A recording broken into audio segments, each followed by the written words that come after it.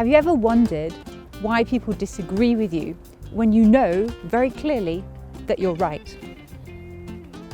John Locke had a similar observation. Around 1640, he was observing his friends debating. And what he observed is the discussions would be long, elaborate, but they wouldn't reach a conclusion and people wouldn't agree with each other. In fact, people often just repeated their own perspective again and again. John Locke was really interested in finding out what are the assumptions that we have beneath our knowledge. In John Locke's writing, in an essay concerning human understanding, he examines this question of how we create knowledge as humans. Now remember, Locke was a doctor, and as a doctor, he was used to observing the symptoms in his patients, and he took these observations in order to create a diagnosis for what was ailing people. Similarly, he thought that observation was the key to understanding the creation of knowledge. And this approach is called empiricism.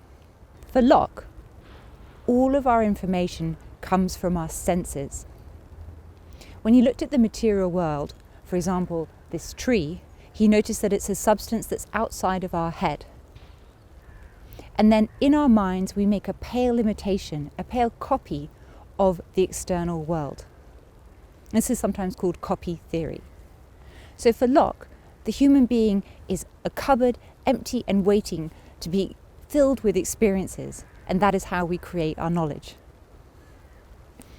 In fact, Locke is very famous for the idea of the tabula rasa, the blank slate.